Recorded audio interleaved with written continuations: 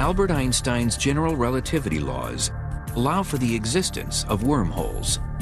In 1930, Einstein and his colleague Nathan Rosen calculated the mathematics of one of these intergalactic pipelines.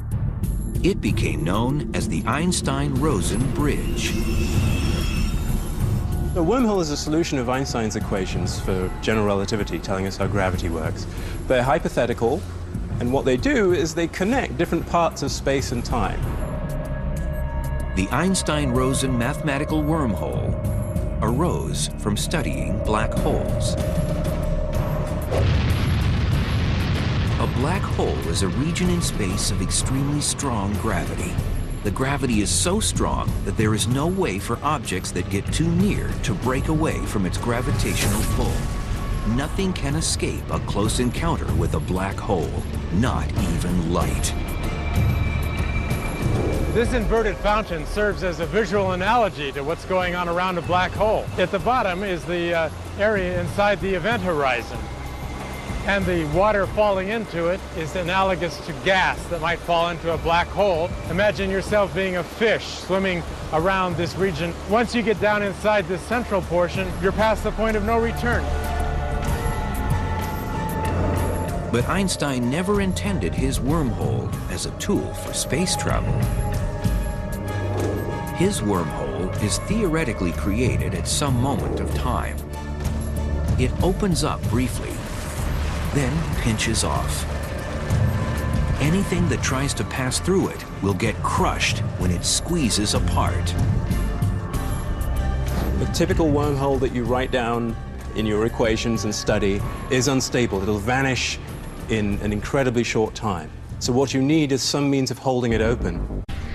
Scientists began to investigate whether there might be a type of wormhole different from Einstein's that is traversable. But traversable wormholes needed something to prevent them from pinching off. You want to stabilize the wormhole. You don't want the wormhole to collapse. Keep the wormhole open. That requires something new called negative matter or exotic matter.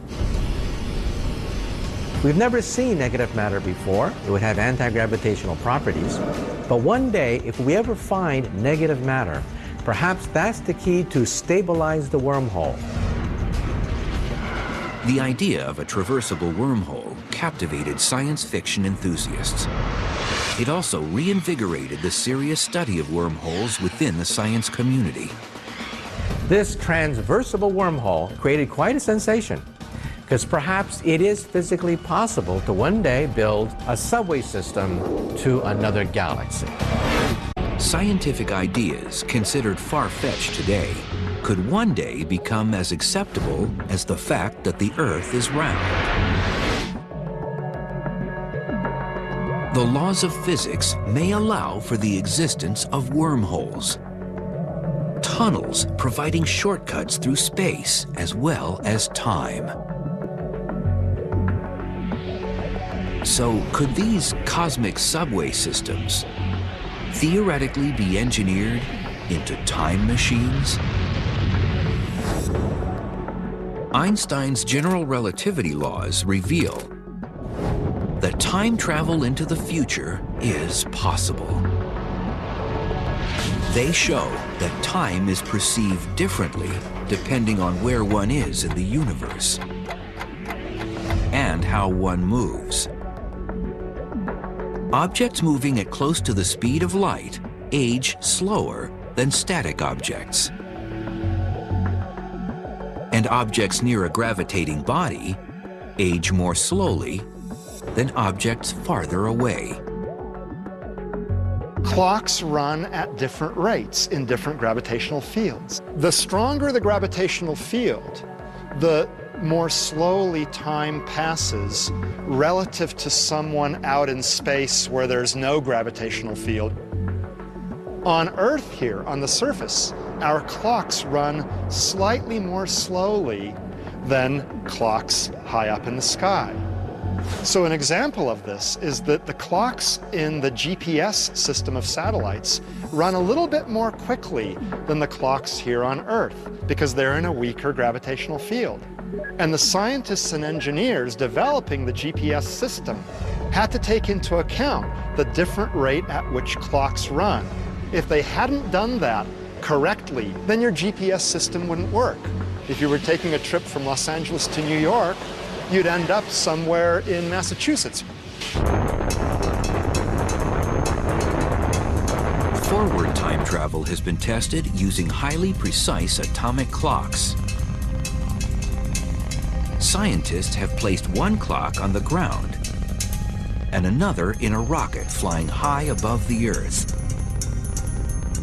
The two were compared using radio signals between rocket and ground.